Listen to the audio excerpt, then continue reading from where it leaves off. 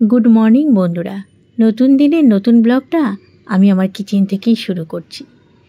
আমরা কিন্তু সকালটা শুরু করি গুড মর্নিং দিয়ে, তারপরে সারাদিনে কোনো সময় দুঃসংবাদ, কোনো সময় একটা ভালো খবর আসে, এমনকি নিজের সাথেও কী যে ঘটবে কখন সেটা নিজেরাও জানি না, কিন্তু ঘুম থেকে উঠেই আমরা গুড মর্নিং বলেই সম্বোধন করি।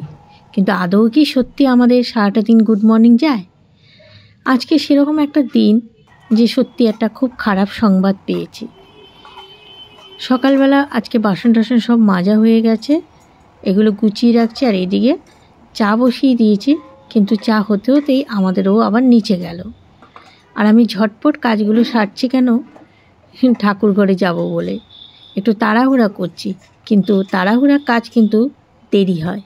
এসে কাজ করছি আর ভাবছি এত গরম লাগছে কেন, জানালাটাই খোলা হয়নি ভাই। মানে সকাল সকালই প্রচণ্ড পরিমাণে গরম।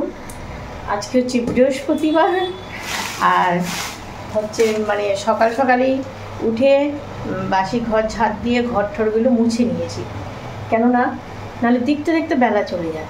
তারপর বাসনও ধোয়া হয়ে গেছে। এখন আমি চা, মায়ের চাটা নিচে পাঠিয়ে দিলাম, তারপরে আমিও চা খেয়ে নেবো, তারপর তো স্নান করে সোজা যাব ঠাকুর ঘরে।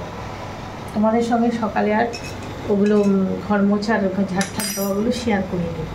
কেন বলো তো, মোবাইলটা না কি জানি খালি চার্জ কমে যাচ্ছে, বুঝতে পারছি না। আর মোবাইলটার আবার কি দোষ, কোথায় দোকানে যাচ্ছ আমার, কি দোষ বলো? এটাকে নিয়ে সারাদিন মানে ভিডিও করা কাজ যাই হোক করি, আমাদেরও আবার দোকানে গেল। চা বসিয়েছি, ফুটেও গেছে, এখন দোকানে দিয়ে গেল। তা ঘরগুলোই মোছা হয়েছে, কিন্তু ও ঘুমিয়েছিল বলে বিছানা আমি গুছাইনি। এই দেখো, কেননা ও শোয়া ছিল, আমি ভাবলাম যে ঝটপট আমার কাজগুলো সেরে নিই। আর ঘরগুলো বলতে আমার বাবু সোনার রুমে আমি যাইনি, ও ঘুমাচ্ছে, একটু পরে যাব। আর আজকে উঠেছি তখন বাজে 6:30, খুব সকাল সকালে উঠে গেছিলাম। মানে এমনি দিনও উঠি, কিন্তু সকাল সকালে কাজে হাত দিয়ে দিয়েছি। আর গলাটা দেখো, দেখেছো চেনটা ভাবছি আজকে একটু খুলে রাখবো, দেখো গলাটা।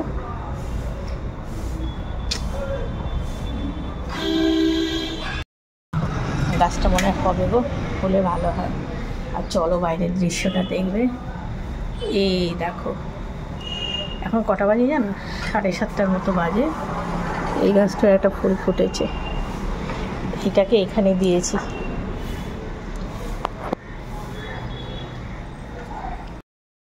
এই যে আমার দৌড় তো বারান্দার পর্যন্ত, বারান্দার দিকে আমার যে গাছগুলো আছে সেগুলোই দেখাই। এ দেখো, চা করে এখন বসে রয়েছে, যতক্ষণে না আসে চা খেতেও পারবো না। ভাবি একটু নতুন ব্লগ শুরু করে দিয়েছি। আর তোমরা যেখান থেকে যারাই আমার ভিডিওটা দেখছো তাদের সবাইকে জানাই আমার তরফ থেকে প্রচুর প্রচুর ভালোবাসা। সারাদিন আমার সাথে থেকো। বাবাই, ও বাবা, ফোন দেবো? পরে নেবে? ঠিক আছে। ও ফোন সামনে আছে তো, ঠিক আছে, উঠে যাও। আমি কিন্তু এই ঠাকুর ঘরে গেলে দেরি হবে। ছোট বড় যেরকম কাজই যে করুক না কেন, সেই কাজের দায়িত্বটা সব সময় একটু মাথায় রাখতে হয়। আমার বাবু আজকে যেহেতু বৃহস্পতিবার, আমি তো গিয়ে ডাকছি, বাবু তোর ফোনটা দেবো। আর বৃহস্পতিবার একটু চাপ থাকে। ওমা, গিয়ে দেখি কোন ফাঁকে উঠে ফোন চার্জারের থেকে খুলে নিজের মাথার কাছে রেখে দিয়েছে। তাই মানে কাজের গরজটা থাকা কিন্তু দরকার সবারই। আর আমি না এই ঘরে বললাম তো, ওই দিকে আমার ঘর ঠর মুছেছি, এগুলো মোছারই না, কিন্তু ছেলেটা শুয়ে শুয়ে মোবাইল দেখছে। ও যতক্ষণে না উঠে ব্রাশ করে দোকানে যায় ততক্ষণে আমি কিন্তু ঠাকুর ঘরেও যেতে পারছি না। আমি ঠিক আছে, ও উঠতে উঠতে আমি বরঞ্চ এই দিকের কাজ সারি। এই করে করে বেশ অনেকক্ষণই তাহলাম না, ছেলেটা উঠুক। কালকে তো গতকাল সেরকম কিছু খায়নি, আজকে দেখি একটু অন্তত হরলিক্সটা খাইয়ে পাঠালে দোকানে। আর বৃহস্পতিবার ঠাকুর ঘরে গেলে তো অনেকটা টাইম লাগবে, তা আমি এই কাজটা এক্সট্রা আবার বাড়িয়ে নিলাম। আর ওই দিকেরটা মোছার দরকার ছিল, ভাবলাম থাক, ওই দিকের দেয়ালটা কদিন ধরেই তোমাদের বলছি মুছবো, দেখি কালকে একটু মুছে নিলে না একদম যেন চকচক চকচক করে টাইলসগুলো। দেখো আর ওপরের তো হাত পাই না, বলো কী করবো। ও যাক, নিচের দিকে একটু মুছে নিলাম। স্নান করে আগে ঠাকুর ঘরেই যাবো, কিন্তু এখানে কাচাকুচির পর ভাবলাম কি মানে দেয়ালটা হাত দিয়েছি, কেমন একটা ধুলো লাগলাম, থাক কাজ তো আছে, সেরে নিলাম, একটু মুছে নিলাম এই জায়গা। ওই দিকে দেয়াল পরে মুছবো। এখন এই যে ছেলে উঠেছে, ছেলে দোকানে যাওয়ার আগে ওকে একটু হরলিক্স দিয়ে তারপর আমি স্নান করে ঠাকুর ঘরে যাবো, নাহলে সেই ডাকবে। আজকে দেবো না, বাসি বাজাচ্ছে, আজকে দেবো না, ময়লা নেই ছিল, গতকাল দিয়েছি, আজকে নেই, কালকে খাইনি আমরা। ওই দিক দিয়ে কিসের একটা মিছিল যাচ্ছে বুঝতে পারলাম না। আর ওই যে ভাইটা ডাস্টবিনের মানে ময়লা নিতে আসে, যেদিনই দিই না সেদিনই বলে বৌদি কালকে কি খাওনি, তাই আজকেও ওই কথা বলার আগেই আমি বললাম গতকাল আমরা খাওয়া দাওয়া করিনি, তাই ময়লা দিলাম না। আর এই যে ছেলের রুমে চলে আসলাম, ছেলে কিন্তু এখনও ওয়াশরুমে আছে। তা আমি আবার ভাবলাম ও যতক্ষণ ওখানে আছে আমি বরঞ্চ আবার এই দিকের কাজগুলো একটু সেরে নিই।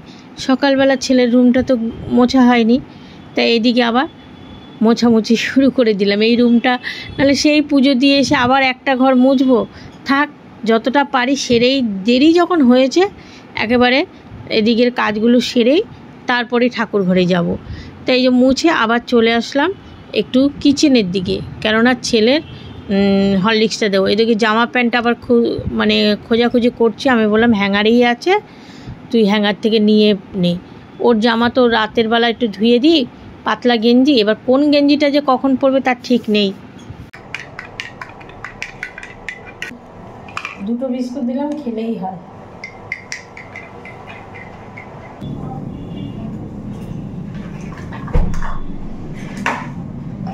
বিস্কুট দিয়েছি, খেয়ে নে, তারপরে চিৎকার করবি।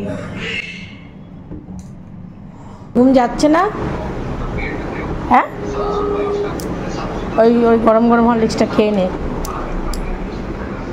স্নান করব বলে এই ছেলে বেরোলো, নিচে গেল, এবার আমি স্নান করে যাবো ঠাকুর ঘরে।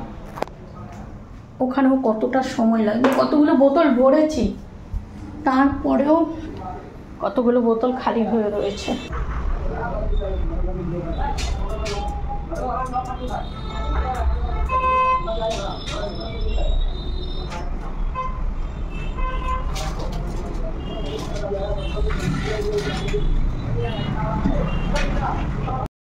সেই যে কৌশিকী অমাবস্যা মানে হলো, তার আগের দিন মনে হয়, হ্যাঁ আগের দিন না দুদিন আগে ছেলের একটু অ্যালার্জি হলো, তারপরে একটা ওষুধ খাওয়ালাম, সে থেকে ছেলেটা না আর সেরকম দেখছো তো দুদিন ধরে মানে একটু নিস্তেজ হয়ে গেছে। খাওয়া দাওয়ারও মানে সকালবেলা ওই যে হরলিক্স দিলাম, একটা বিস্কুট খেলে আর সারাটা দিনে মানে কোনো খাবারের মানে গরজ নেই, বা এ মাঝে যেমন খাবারের অর্ডার এটা সেটা করতো, কিন্তু কিচ্ছু না, কিছুই খেতে চাইছে না। আর ছেলে মেয়ে না খেলে মনটাও ভালো লাগে না, যখন এই যে এটা সেটা অর্ডার করে খায় কত বকা দিই, কিন্তু দুদিন ধরে না সত্যি খুব খারাপ লাগছে, কারণ ও মানে একটু খুচখুচ করে এটা সেটা খেতেই থাকে, কিন্তু না ছেলেটা চোখ মুখগুলোও টান দিয়েছে। গতকাল তো তাও ওইগুলো খাইয়েছি। তারপরে রাত্রেবেলা ভাসান থেকে আসার পর কি খেয়েছে যেন অত বড় ছেলে, বললাম যে কিছু খাবি, রুটি তো খেলোই না, দুটো বিস্কুট জল দিয়ে ভিজিয়ে খেয়েছে। তো বলেছিলাম বাবু একটু ছাতু খা, বললো না মা, তারপর সেই দুটো বিস্কুট জল দিয়ে ভিজিয়ে দিয়েছে, ওগুলো থাকে পেটে বলো, ওই খেয়েছে। খাওয়ার মানে কদিন ধরে একদমই ছেলেটার কিচ্ছু খেতে চাইছে না, কি জানি, তাই মনটা না খুব খারাপ লাগছে। এবার মাকে মায়ের আসনে বসাবো। ও ওড়নাটা যতক্ষণে না দিই আমার যেন ভালো লাগে না, ওই যে মাথায় যে ঘুমটা দেওয়া ওড়নাটা না দিলে না, এই যে ওড়নাটা কোথায় রাখলাম, এটা যতক্ষণে না দিই যেন এইবার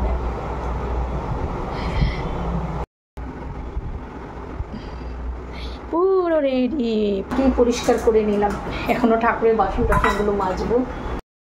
আগে কত কম পয়সায় ঠাকুরের জিনিসগুলো, এই যে রূপোর জিনিস কিছু আছে, যেমন একটা রূপোর কি সুন্দর ভারী ছোট থালা, কি মজবুত জানো, মানে বাটার মতো, এখনও এত মজবুত, এত মাজা ঘষা করি তাও থালাটা যেন এই যে এটার মধ্যে মানে দুটো চরণ থাকে রুপোর খড়ম আর কি, কি মজবুত। এখন বানাতে গেলে আর রুপোটাও না যেন খুব চকচকে সাদা, এখন বানাতে গেলে কেমন, যেমন ত্রিশূলটা কিনে এনেছি একদম ল্যাত করে, ওটাকে জোরে যদি মাজতে যাই বেঁকে একেবারে কি অবস্থা হয়ে যায়।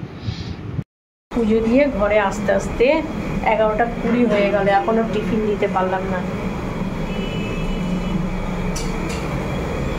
বাজারও চলে এসেছে, শাশুড়ি মাও চলে এসেছে। দেখি, ও আমার ছেলে চিকেন কিনে রেখে গেছে সিঙ্কের মধ্যে। আমি পুজো দিচ্ছিলাম বলে ও এসে রেখে গেছে, বললো প্রেশার কুকারে আজকে একটু লাইট করে দিতে। ঠিক আছে, সিঁদুর টিঁদুর পরে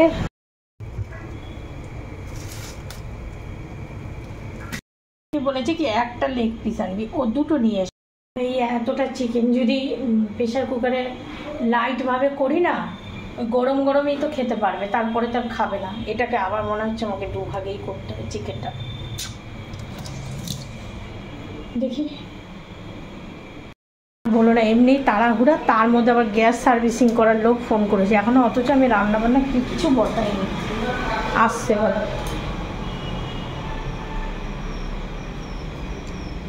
ঠিক আছে, গ্যাস সার্ভিসিংয়ের লোক আসছে, ওপরে উঠে আসছে।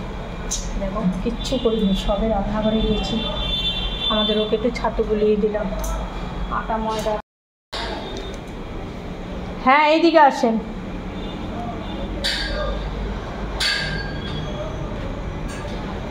কতক্ষণ লাগবে? বেশিক্ষণ লাগবে?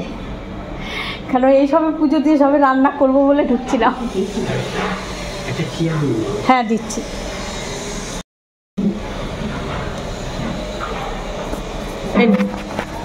সব করানো ঠিক আছে।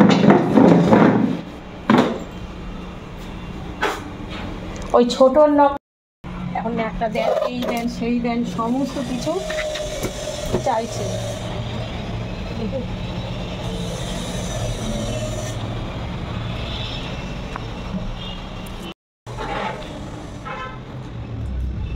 নরম চেয়ে লাগবে কিছু? আর এমনি ভালো তো ভালো আছে, দিচ্ছি না তো। বানাল তো আমি চেঞ্জ করেছি, ভালোই তো আগুন ওঠে।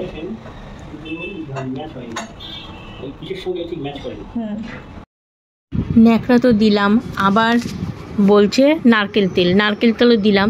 এইবার যে স্লিপটা আমাকে দিয়ে গেছিলো গ্যাস সিলিন্ডার সেদিন দিতে এসে, তার সঙ্গে তো লাগা থাকে যে রসিদটা, মানে সার্ভিসিং চার্জটা, নাহলে তো আমাকে ওই স্লিপটা না দেখালে আবার সার্ভিসিং চার্জ এক্সট্রা দিতে হবে। সেই স্লিপটা আবার মনে করে বের করলাম, বের করে টেবিলেই রাখলাম।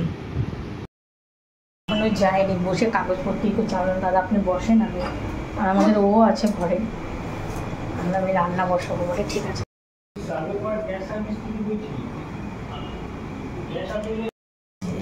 ওই ভদ্রলোক এসছে, বলে কি এই টাইমে যার বাড়িতেই যাবো সেই তাড়াবে আমাকে, বলে আমাদের কাজই তো এই টাইমেই তো, অফিস টাইমেই তো আমরা গ্যাস সার্ভিসিংয়ে বেরোই। আমরা হ্যাঁ রান্নার টাইম না, আপনারা কাজ করতে পারেন, আগের দিন বলে দিতে পারেন। বলে হ্যাঁ আগের দিন ফোন করে বলে দিলে। আর আমাদের এনেছে ছোট্ট ছোট কই মাছ, ছেলের চিকেন, এই যে ছোট ছোট দাঁড়াও কই মাছ এনেছে, মায়েদের এনেছে তেলাপিয়া, আমি তো তেলাপিয়া খাই, এই যে কই মাছ আমি রান্না করছি। ছেলে আজকে চিকেন, ক্যাপসিকাম, গাজর, বিনস এগুলো দিয়ে প্রেশার কুকারে খাবে।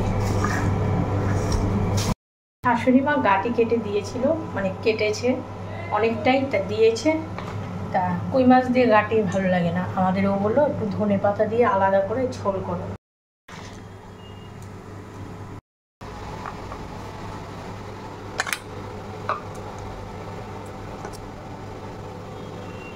জিরে আদাটা পেস্ট করব, গাটিটা একটু ভাত দিয়ে নিয়েছি, আর এখানে এখন মাছটা নুন হলুদ মাখিয়ে রাখি। সবার লাস্টে ছেলের চিকেনটা বসাবো, আগে এখন জিরে আর আদাটা পেস্ট করে নিই।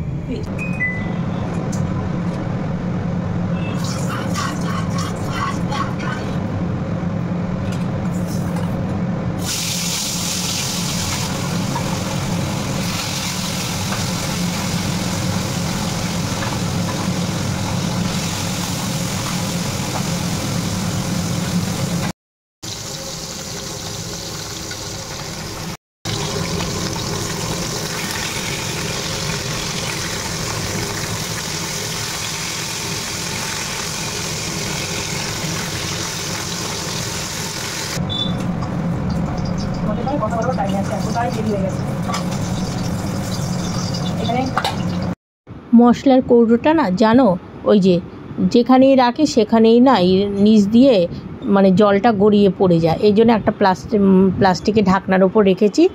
আর জিরে, তেজপাতা, এলাচ, দারচিনি ফোড়নে দিলাম। আর টমেটো দিয়ে করব কই মাছটা। তোমাদের তো বললাম ওর মধ্যে আলু ঠালু আর কিছু দেব না, টমেটো দিয়ে। আর একটুখানি এই দেখো শীতকালের আমার গুড় এখনও রয়েছে, কোনো কিছুতে একটুখানি সামান্য গুড় দিলে না ভালো লাগে।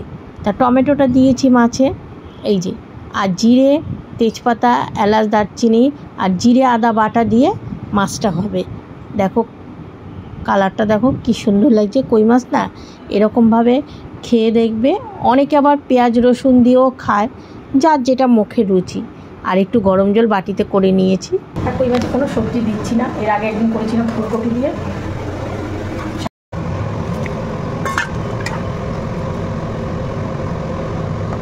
এটা কিন্তু টমেটো, আবার কেউ দেবো না আলু, একদম ভালো করে।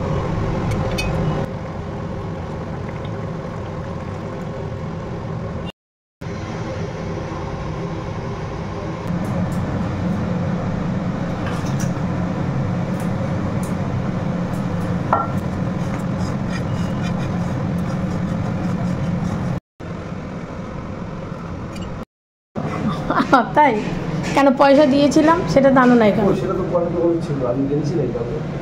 ঠিক আছে, এই ব্যাগটা ওইখানে নিয়ে রেখে দাও। কালকে আটা আর ময়দা আনার জন্য পয়সা দিয়েছিলাম, সে পয়সা নেয়নি।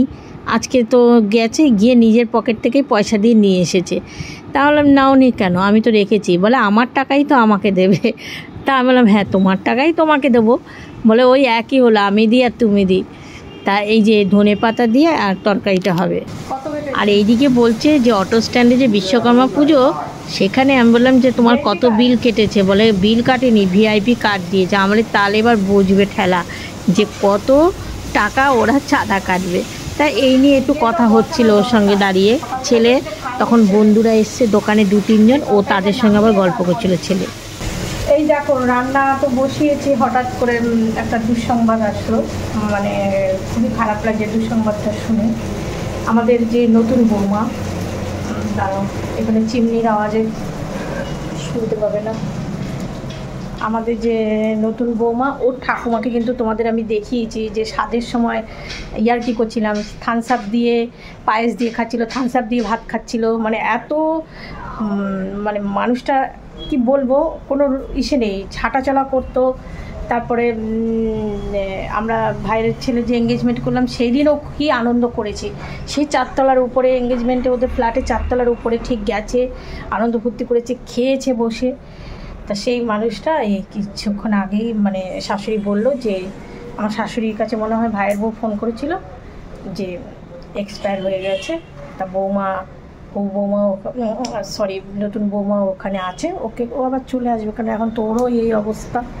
খুব খারাপ লাগে মানুষটা, মানে কি আনন্দ। আমি আবার সেই দিন আমি রেখে এসেছিলাম, আমি আবার সেদিন যখন গেছিলাম আমার ভাইয়ের ছেলের বৌমা স্বাদের দিন, ওনার অনেকক্ষণ লাগছে খেতে। আর খেয়ে আমার কি প্রশংসা করছিল, তোমরা দেখবো এই স্বাদের ভিডিওটার মধ্যে।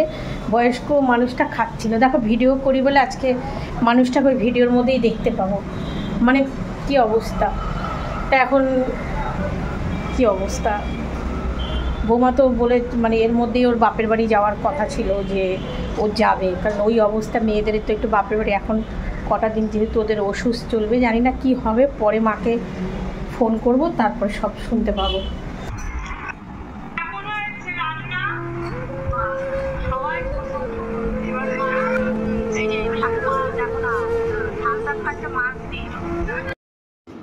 এই মাত্র সামান্য 2 সপ্তাহের আগের কথা, ভাইয়ের ছেলের বউ যে স্বাদ অনুষ্ঠানে, তখন ঠাকুমা এসেছিল, আমাদের বৌমার মানে ঠাকুমা। যাই হোক, মানুষটা আজকে পৃথিবী ছেড়ে চলে গেছে। তোমাদের বললাম না ভিডিও করে রাখলে একদিকে ভালো, সেই মানুষটাকে অন্তত দেখা যায়। তোমাদের একটু দেখালাম। এখন এই যে ছেলের চিকেনটা বসিয়ে দিয়েছি। অনেকে তো ভিডিও করাটা পছন্দই করে না, ভিডিওর সামনে আসতে পারে না, কিন্তু মানে আসতে পারে না বা আসতে চায় না, কিন্তু এগুলো কিন্তু স্মৃতি হয়ে থাকে। আজকে হয়তো ঠাকুমা এই পৃথিবী থেকে চলে গেছে, কিন্তু এই ভিডিওর মধ্যে থেকে চিরজীবন আমাদের কাছে বেঁচে থাকবে। আর ছেলের চিকেনটা খুব লাইট করেই করছি, আর একটু বাটারও দিয়ে দিলাম। আবার আমার দেখো সকালে যেগুলো কেচেছে শুকিয়ে গেছে, আমাদের ওর প্যান্টটা আবার দিল, সেটা আমি একটু কেচে দিলাম। ও আমার রান্নাঘরের জানলাটা, এই জানলাটার মধ্যে বেলা 3টে 2:30টার দিকে যে কী রোদ দেখো। আমি আমার জানলার পাল্লাটা সরিয়ে বাসন টাসন খাওয়া দাওয়া হয়ে গেছে, বাসন টাসন মেরে উঠেছে। আর দেখো রোদ যা আসে না এই জানলাটা দিয়ে, বাবা, যেমন এই জানলাটা তেমন আমার বেডরুমের জানলাটা, কিন্তু শীতকালে আবার রোদ নেই। ছেলে আজকে চিকেন দিয়ে খুব ভালোভাবে খেয়েছে, খেয়ে বলছে মা এত টেস্ট। এখন আমি এই যে ফ্লোরটা মুছে নেব, বাসন টাসন মাজা হয়ে গেছে, এখন এই ফ্লোরটা মুছে তারপরে ঘরে যাব। ছেলে আমাদের ও দুজনেই দোকানে, আর শাশুড়ি মা একটু গেছিলো নতুন বৌমার বাপের বাড়ি ঠাকুমাকে দেখতে। আর আমার মা আজকে মানে খবরটা শুনে যে কি করে আসবে, মায়ের ওই দোকানে না মালপত্র সব ওই ফুল টুলগুলো আজকে আসার কথা। আর ভাইয়ের ছেলেটা ও তো 1 বছরও হয়নি, তার মধ্যে বউটার ওই অবস্থা। এখন হয়তো নিজেদের একদমই তো ক্লোজ, ওর মেয়ের মানে বৌমার ঠাকুমা বাড়িতেই থাকতো, তা হয়তো যাবে, গিয়ে হয়তো শ্মশানের বাইরেই থাকবে বা কিছু, কি করে জানি না এখনও। তার শাশুড়ি মা রিক্সা করে গেছিলো, গিয়ে দেখে চলে এসেছে। আমি তো এমনিই কোথাও এসব হলে না আমার দেখতে ভালো লাগে না, আমি যাই না, একদমই খারাপ লাগে। আমার শাশুড়ি উনি যেখানেই হোক, মানে রিলেটিভ বলে না, অন্য কারোরও যদি শোনে না ঠিক যাবে, গিয়ে দেখে আসবে। তো অনেকে পারে দেখতে, আমার তো একদমই কীরকম মানে কী অবস্থা। ঠিক আছে, একটু মোবাইলে কাজ করি, তারপরে তো আবার দেখতে দেখতেই সন্ধ্যা হয়ে যায়। গা হাত পা ধুয়ে সন্ধ্যা পুজো দিয়ে দেখো আমার এই আরেক ডিউটি। এই বারান্দায় গাছ, এক বেলা যদি জল না দিই গাছের পাতা পুরো একদম ঢলে যায়। ঠিক আছে বন্ধুরা, আজকের ভিডিওটা এখানেই শেষ করছি। দেখা হবে আগামীকাল নতুন একটা ভিডিওর সাথে। সবাই ভালো থেকো, সুস্থ থেকো।